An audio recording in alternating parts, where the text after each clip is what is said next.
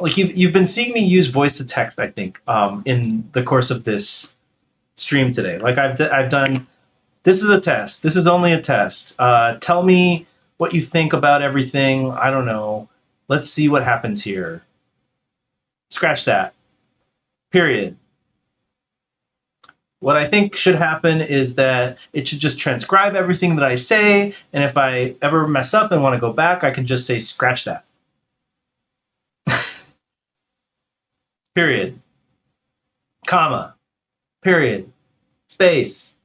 Okay, space doesn't work. So scratch that, scratch that, scratch that, scratch that, scratch that, scratch that, scratch that, scratch that, scratch that. So, okay, what is this? Here, let me stop this. I'm going to open a new thing because I just want to like start a new one. I don't know why. So, what is this that I'm using right now? What is this that I'm transcribing and is doing all of this for me? This is an open source software called Purr. P-U-R-R. Scratch that. P-U-R-R. Period. It is actually a Mac app.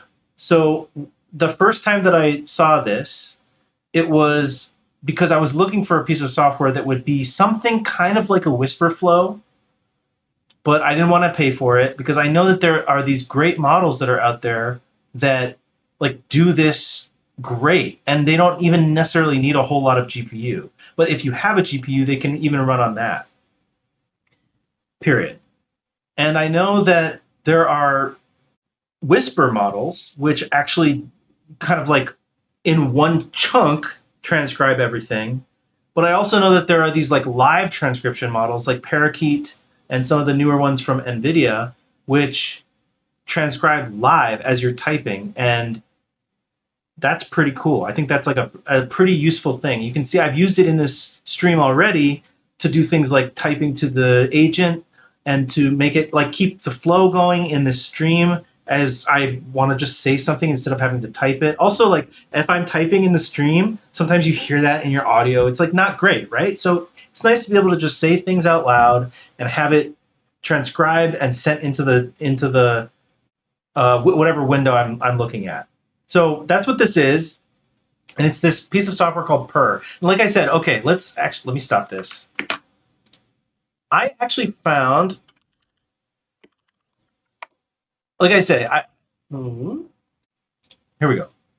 So at first I was looking at for just different options for something that's a little bit like whisper flow, but that I don't have to pay for. I also don't want it to go through a cloud of any type. Like for a lot of these things, like, I don't know, I don't want anybody listening in on it. It's just like, maybe it's coding work that I'm doing. Maybe I'm working on a project I don't want to share yet.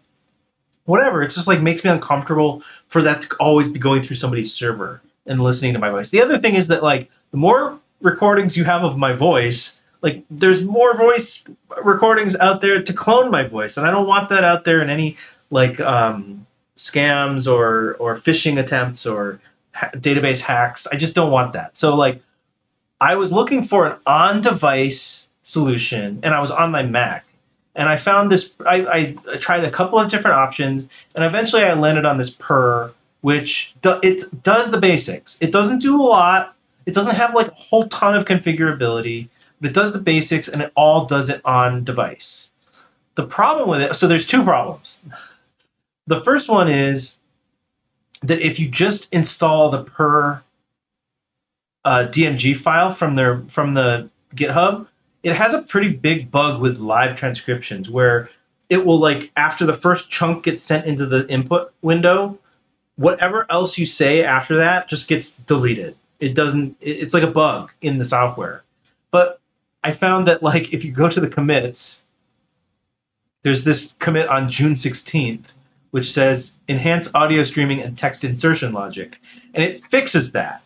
So I found that, like, okay, the first time I installed it, I'm like, this works great. And then I hit that bug, and I'm like, this sucks. Like, anything that anything that ever loses your speech data, that sucks. Like it feels really bad. You don't trust that software anymore. That was really a bad situation. So I almost switched off and found something else.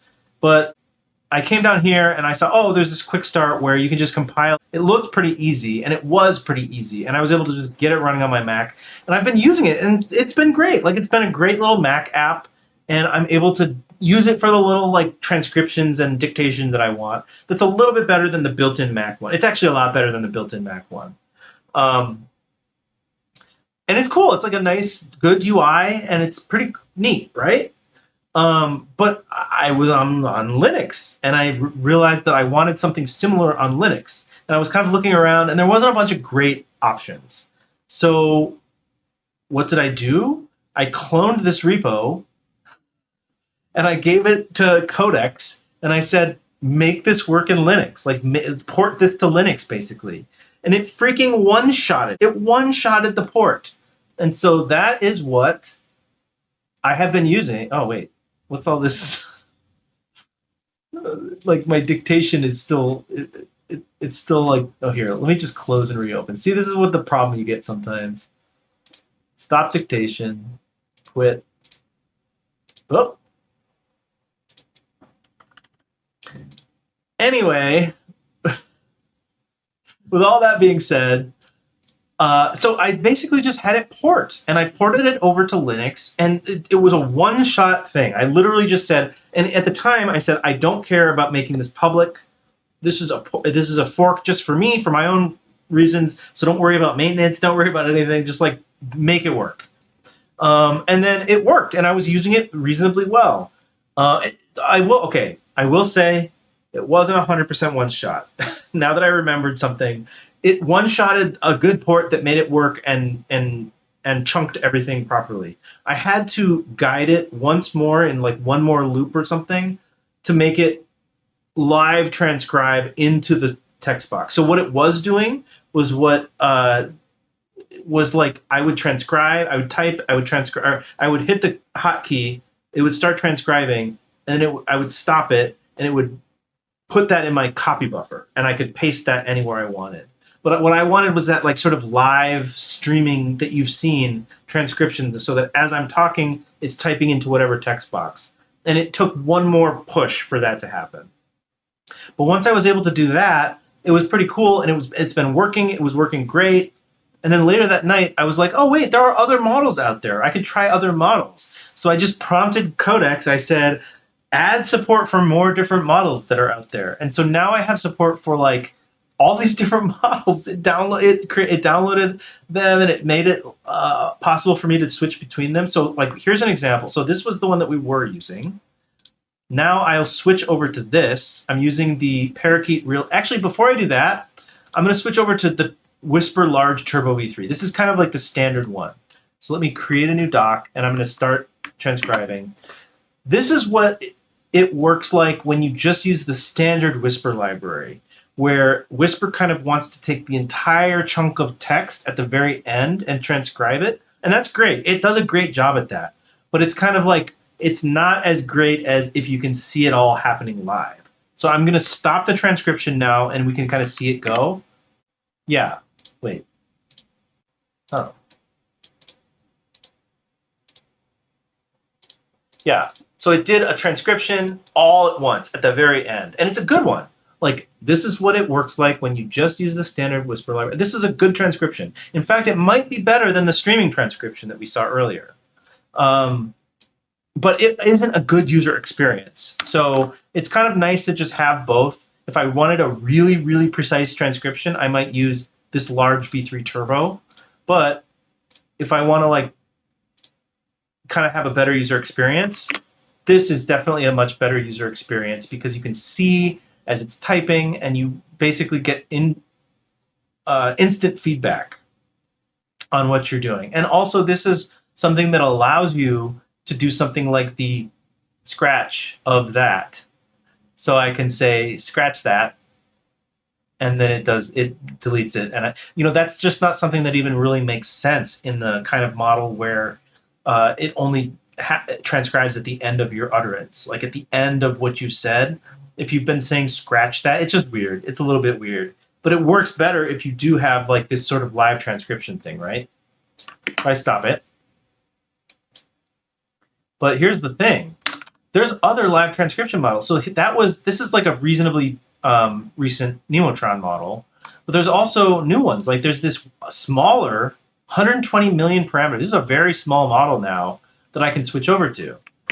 So let's test this smaller model and see if it's better or worse, or if it's faster. It seems to me like it has a different style of transcription, and it doesn't like do as many capitalizations, and it's a little bit faster. So I'm seeing my speech faster, but maybe the accuracy is a little bit lower.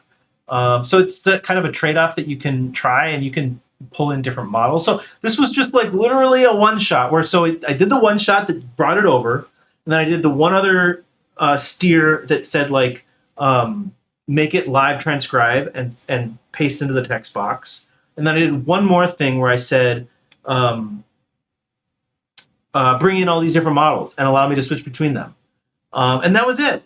That was it. So I just wanted to like, this is the reason I'm bringing this project up is because like I have all these little, I don't talk about all my little projects, but I have all these little projects that I have where like, you don't have to start from scratch on stuff. You can, like with an agent, you can actually just start from a pretty good Mac app or a pretty good open source Windows app and just say like, this is my starting point. Let's port this over and let's use this. And you can expand upon it. And now it's your Linux app that does exactly what you want. And then it's yours. Like you can contort it to whatever form you want it to be in. Like it's pretty cool. I think it's a pretty cool thing to just have this. Like this is one of those mind-opening things for me where I was thinking about starting a new project from scratch, right? Like that was my initial instinct was let's just make a new project that does audio transcription. But then I realized that like I already had an open source app I kind of like on Mac, and I can make it my own. It's open source and it's MIT. It was a really open license of open source. So in the end, after I was, like I say, my original instructions were that I did not plan on open sourcing this. I didn't plan on releasing it to anybody. But then I'm kind of like, why not, right? Like it's MIT. If I make it really clear that it's not my project, I like go to the original project if you want that. But then I gave one command and I said, actually, is it still open? No, it's not. But I basically just said, get this ready for public release, swap out the screenshots for Linux screenshots, and swap out the README for stuff. And now it's on my GitHub. So I have a GitHub version of Purr that links out to the real original Purr right away at the top, so you know about that. But then the screenshots are not of the Mac stuff. The screenshots are of my Linux copy. And it shows examples of how to get it running on Linux. It shows all the hotkeys and stuff. So like this is now my Purr app. And I could throw it away tomorrow and find a different thing and start a new one, but I don't know. I'm not like trying to promote this or push it or anything. I just like kind of had a cool mind-opening moment where I wished that I had something similar to what I had on Mac, and I just made it happen in like 2 or 3 prompts. And yes, I used Codex. I didn't use an open source model for this one. I used Codex. But I'm sure now that I've seen some of the things that Qwen 3.827b can do, I'm sure it could have done this. It didn't take all that much work. So let's see. The big commit that did it all was this. Add local Linux Wayland dictation support. And then, yeah, fix GNOME live dictation shortcut delivery. This is where I was saying it wasn't transcribing into the text box. And then this was maybe a bug fix? Or maybe it did all these 3 commits after I said that one thing. Maybe that's what it was. And then, yeah, prepare for a Linux release today. Because I was like, I'm going to talk about it. Might as well just release it. If you're running on my exact version of Linux, it might work for you. But if not, guess what? This is the formula. Like, just fork mine, give it to your agent, and say, make it work on my system. I don't know. I'm just like, it was kind of a cool, mind-opening moment. And I just think, like, there's so much unlocked potential here. There's so many great open source projects that run on Windows, run on Mac. And if we're trying, and like, I'm not like trying to be this big Linux enthusiast, but like a lot of my dev stuff runs great on Linux. And I just want some of these nicer consumer application type things on there too. So I don't know. This was just like a fun, cool moment.